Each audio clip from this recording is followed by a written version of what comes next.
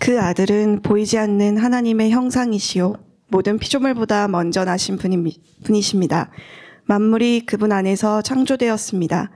하늘에 있는 것들과 땅에 있는 것들, 보이는 것들과 보이지 않는 것들, 왕권이나 주권이나 권력이나 권세나 할 것 없이 모든 것이 그분으로 말미암아 창조되었고 그분을 위하여 창조되었습니다. 그분은 만물보다 먼저 계시고 만물은 그분 안에서 존속합니다. 그분은 교회라는 몸의 머리이십니다. 그는 근원이시며 죽은 사람들 가운데서 제일 먼저 살아나신 분이십니다. 이는 그분이 만물 가운데서 으뜸이 되시기 위함입니다. 하나님께서는 그분의 안에 모든 충만함을 머무르게 하시기를 기뻐하시고 그분의 십자가의 피로 평화를 이루셔서 그분으로 말미암아 만물을 곧 땅에 있는 것들이나 하늘에 있는 것들이나 다 자기와 기꺼이 화해시켰습니다. 전에 여러분은 약한 일로 하나님을 멀리 떠나 있었고 마음으로 하나님과 원수가 되어 있었습니다. 그러나 지금은 하나님께서 그리스도의 죽으심을 통하여 그분의 육신의 몸으로 여러분과 화해하셔서 여러분을 거룩하고 흠이 없고 책망할 것이 없는 사람으로 자기 앞에 내세우셨습니다. 그러므로 여러분은 믿음에 튼튼히 터를 잡아 굳건히 서 있어야 하며 여러분이 들은 복음의 소망에서 떠나지 말아야 합니다. 이 복음은 하늘 아래 있는 모든 피조물에게 전파되었으며 나 바울은 이 복음의 일꾼이 되었습니다. 아멘. 네, 감사합니다. 제가 오늘 이야기는 이 리처드 에번스라는 사람의 이야기로 한번 시작을 해보려고 합니다. 아마 좀 가스페시티 교회를 다녔던 오래 계셨던 분은 이 이야기를 한 번 정도 들어본 적이 있을 거예요. 이제 리처드 에번스라는 사람은 이제 시카고 지역에 이제 STL이라는 그 유명한 라디오 방송국에서 항상 이 그 정규 시간이 끝나고 밤 시간대와 아침 시간대에 약간 묵상 설교라고 해야 되나요? 그런 짧은 그 성경에 관한 메시지를 이렇게 나누었던 사람이에요. 이제 이미 오래전에 죽은 사람인데, 예를 들면 이런 겁니다. 뭐 이제 그런 그 성경의 가르침들이 있잖아요. 예를 들면은 여러분 성경에서는 이제 우리가 모든 일을 할 때에 주께 하듯 하라고 합니다. 그래서 여러분 오늘 직장에 가서 일을 할 때에 보스가 여러분 상사가 나쁜 사람일 수도 있고 못되게 굴 수도 있지만 그것 때문에 일을 대충 하는 것이 아니라 주께 하듯이 그 일에 최선을 다하십시오. 이렇게 그 어떤 성경의 이야기를 이렇게 가르쳤던 사람인데, 이제 이 사람한테 이제 몇 가지 문제가 있었습니다. 하나는 이제 굉장히 오래전에 이미 죽은 사람이라는 거고요. 근데 두 번째 정말 큰 문제가 이 리처드 에번스라는 사람이 사실은 기독교인이 아니었습니다.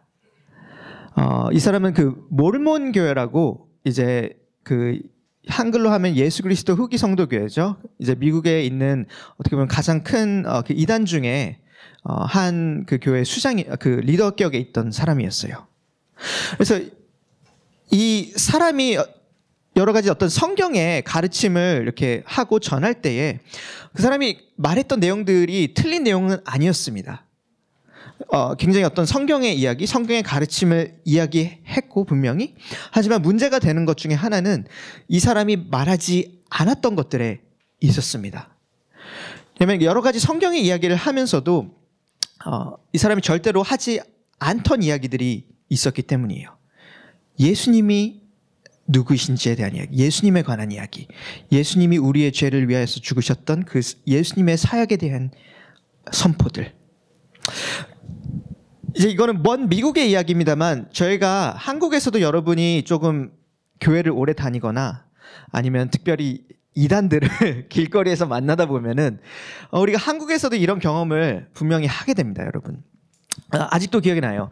제가 대학교 때 이제 만났던 여러 이단 중에 한 그룹이 기억이 나는 게 굉장히 성경에 대해서 너무 많은 지식을 가지고 있고 성경을 가지고 여러 가지 이야기를 막 합니다. 그리고 성경에 대한 가르침을 막 줬었어요.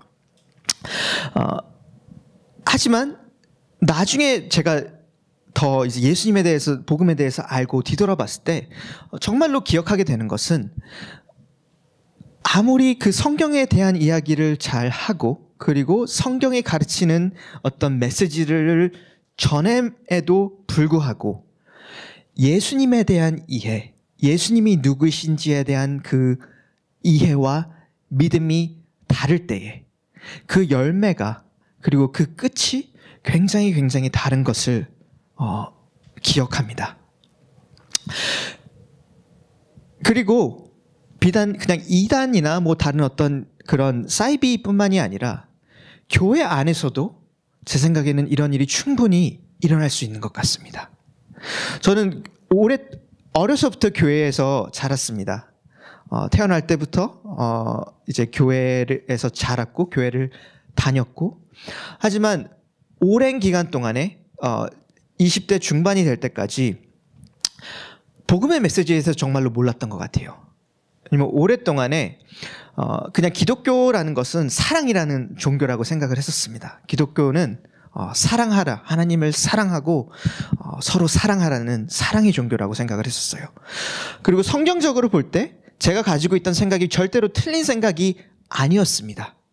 기독교는 사랑이고 하나님은 사랑이시고 서로 사랑해야 되는 것이 맞고 하나님을 사랑해야 되는 것이 맞습니다.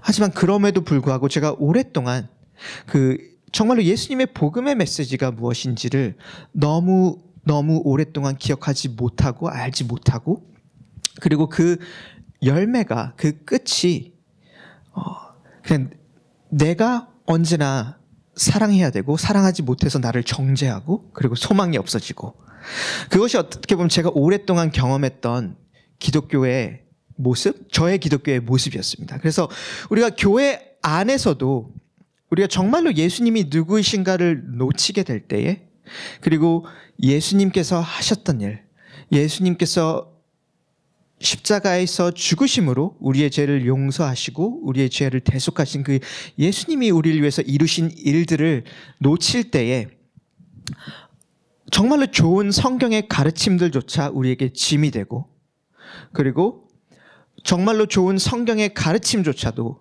우리가 그 예수님이 누구신지를 놓칠 때에 정말로 우리의 삶을 변화시킬 수 없는, 그냥 단순히 우리를 옥죄는 그런 짐과 그런 법이 될 때가 너무나도 많이 있는 것 같습니다.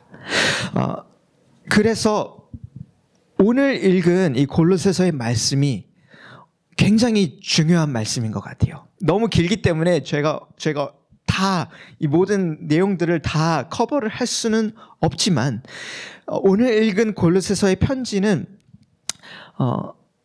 한 가지 분명히 알 수 있는 것은 예수님이 누구신가라는 질문에 대한 굉장히 명료하고 직설적인 답을 하는 부분이라는 하는 말씀이라는 것입니다.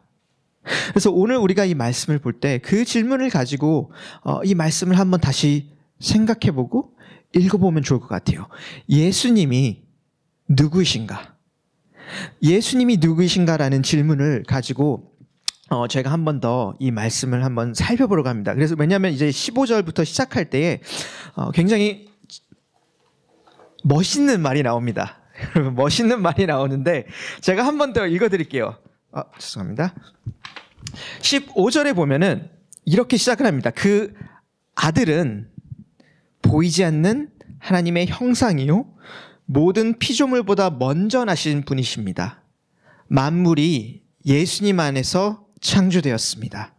하늘에 있는 것들과 땅에 있는 것들, 보이는 것들과 보이지 않는 것들, 왕권이나 주권이나 권력이나 권세나 할 것 없이 모든 것이 예수님으로 말미암아 창조되었고 예수님을 위하여 창조되었습니다. 예수님은 만물보다 먼저 계시고 만물은 예수님 안에서 존속합니다. 여기까지만 읽고 한번 생각을 해보려고 합니다. 예수님이 누구입니까? 라는 이 질문에 저희가 첫 번째 발견하게 되는 것은 예수님은 창조자 하나님이라는 메시지를 우리가 오늘 성경에서 발견합니다. 아마 전체 성경 중에 요한복음 빼고 이 메시지에서 가장 명료하게 예수님이 창조자 하나님이시다라는 메시지를 가장 클리어하게 말해주는 성경의 구절인 것 같아요. 사실 굉장히 어렵습니다. 이 메시지 자체가 예수님이 하나님이시다, 예수님이 신이시다라는 메시지가 굉장히 어렵습니다. 바울의 시대에 살았던 사람들에게 어려웠던 이유는 왜냐하면 그 사람들이 어떤 신의 존재를 믿었던 사람들에게는 인간이 신이라는 그 주장 자체가 어떻게 보면 신성 모독이고 그 주장 자체가 굉장히 받아들이기 어려웠기 때문에 힘들었던 말씀인 것 같아요. 하지만 동시에 저희와 같은 현대인들에게는 사실 그것보다 더 한 레이어 더 어려운 부분들이 있는 것 같습니다. 왜냐하면 많은 사람들이, 우리 시대에 사는 많은 사람들이 어떤 창조라는 그 개념 자체, 이 신이라는 존재와 그리고 어떤 우리가 사는 세상이 만들어졌다라는 그 이야기 자체에 대해서 그것을 용납하기 어려워하고 이해하기 어려워하고 인정하기 어렵기 때문입니다. 하지만 성경에서 말하는 이 세상의 이야기, 성경의 세계관에서는 그 모든 존재를 두 가지 카테고리로 항상 나눕니다. 성경은 모든 존재를 두 가지 카테고리로 나누는데 첫 번째 카테고리는 창조자, 그리고 두 번째 카테고리는 피조물입니다. 그래서 모든 존재를 성경에서는 창조자 혹은 신성을 가지고 있는 창조자, 그리고 그 신에 의해서 만들어진 피조물, 그렇게 모든 존재를 이 두 가지로 구분을 합니다. 그래서 기독교 신앙이 바라보는 이 세상의 모습에서는 언제나 항상 분명한 원인과 결과가 있습니다. 과거에 위에 현재가 있고 언제나 시작이 있기에 그 과정이 있고 어떤 우리가 사는 모든 일, 그리고 모든 이 세상에 그 원인과 시작을 계속해서 추적해 나갈 때에, 과거를 계속해서 추적해 나갈 때에 그 끝에 기독교가 바라보는 세상은 그 끝에 분명히 있는 것이 하나님, 그러니까 그 시작과 끝이 없는 하나님이라는 존재가 이 세상을 만드시고 디자인하시고 그 창조로 인해서 시작이 되었다라는 것이 기독교 신앙이 이 세상을 바라보는, 그리고 성경이 이 세상을 바라보는 방식입니다.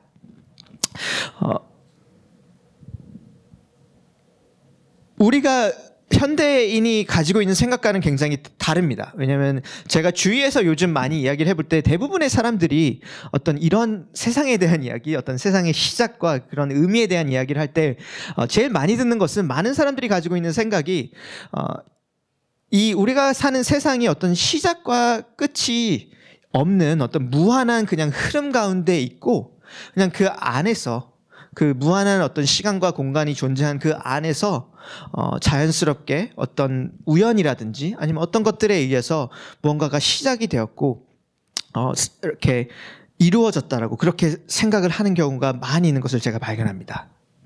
근데 우리가 그런 생각을 가지고 있을 때에 우리 삶에서 진정한 의미를 찾는 것, 가치를 찾는 것이 굉장히 어려운 것 같습니다. 왜냐하면 만약에 모든 것이 정말로 어떤 그냥 우연에 의한 산물이라면은, 그리고 만약에 모든 것들이 어떤 디자인과 목적과 의미로 만들어진 것이 아니라 어떤 우리의 어떤 화학작용과 그냥 그런 것들로만 이루어진 것이라고 한다면은 우리가 인간으로서 주장하는 굉장히 많은 것들의 그 타당성과 그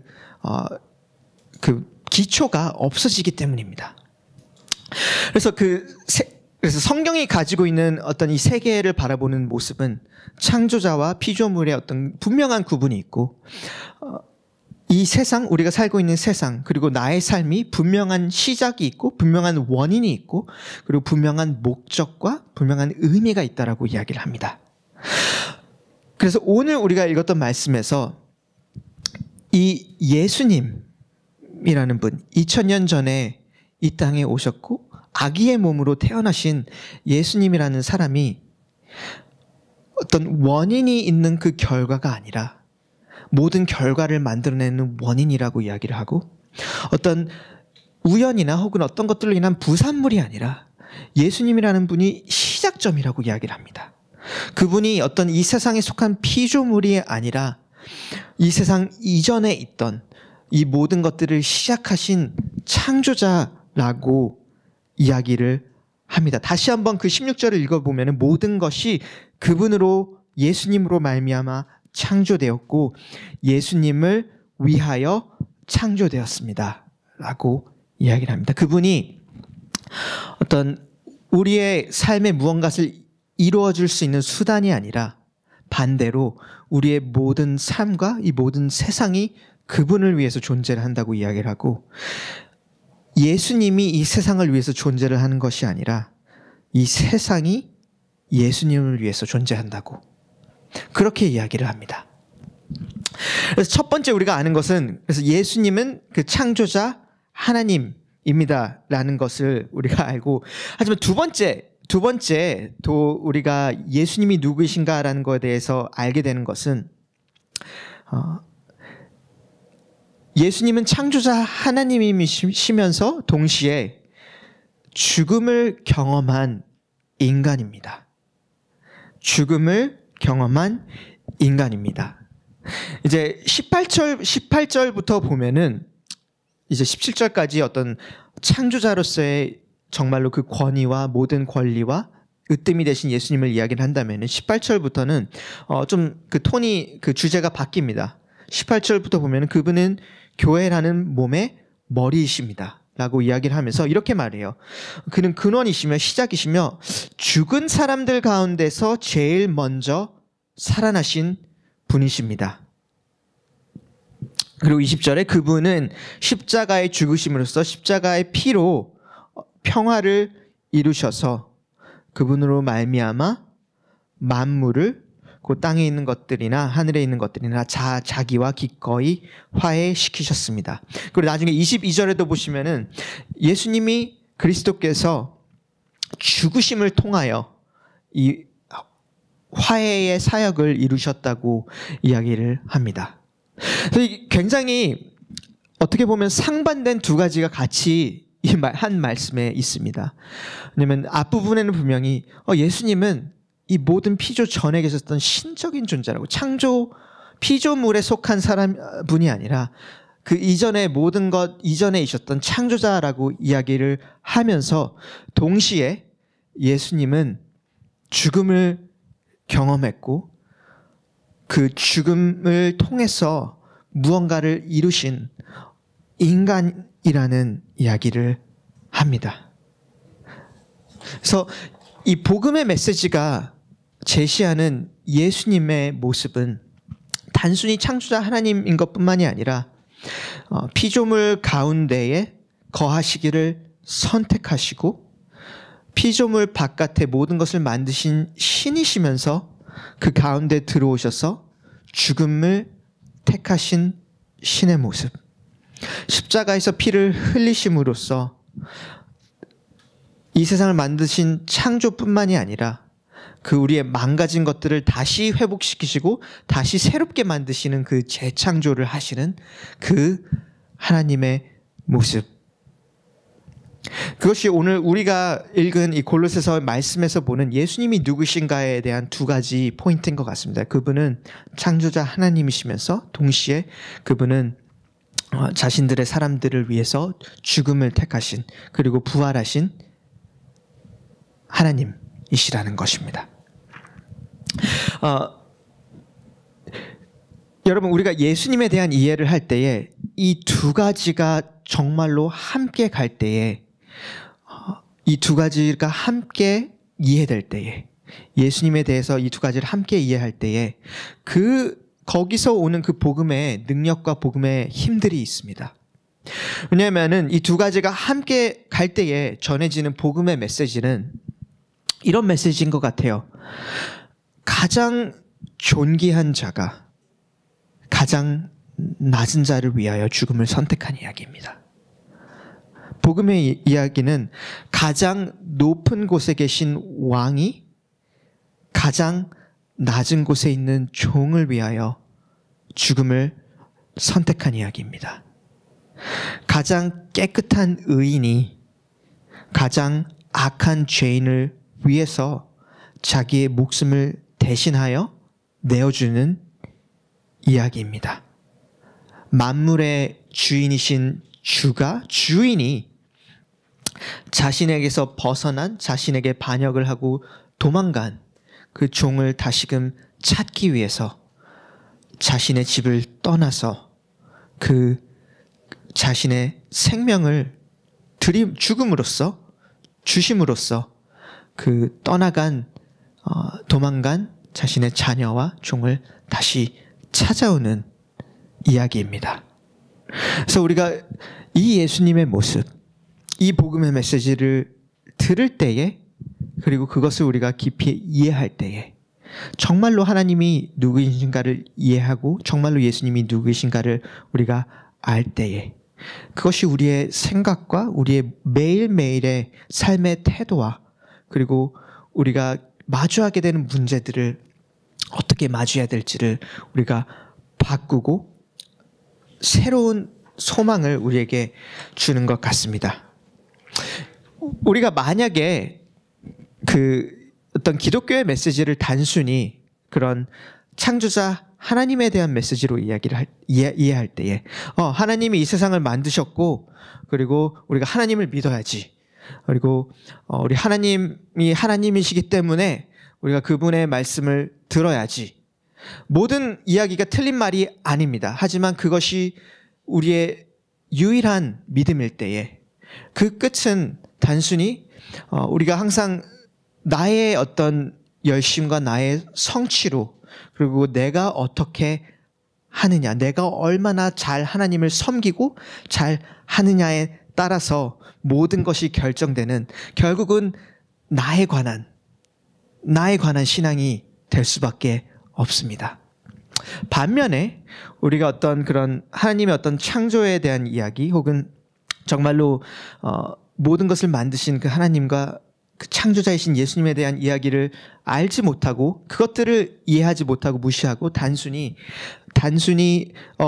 이 기독교의 메시지는 하나님이 나를 너무나도 사랑하셔서 나에게 좋은 가르침을 주고 그렇기 때문에 이 기독교라는 종교는 좋은 가르침을 내가 얻고 나의 어떤 평안과 나의 필요와 나의 깊은 그런 어려움들을 해결할 수 있는 종교라고 생각하게 된다라면은 이것과는 다르게 또 그 안에서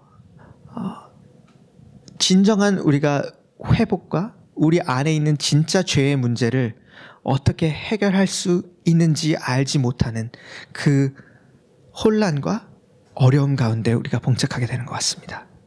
그래서 우리가 이 두 가지가 함께 갈 때, 예수님이 누구이신가라는 질문을 할 때에 그분은 창조자, 모든 만물 위에 계신 분이시며 모든 것들이 그분을 위하여 지은 바 되었고 그분이 주인이시라는 것을 우리가 알고 경험하는 것, 동시에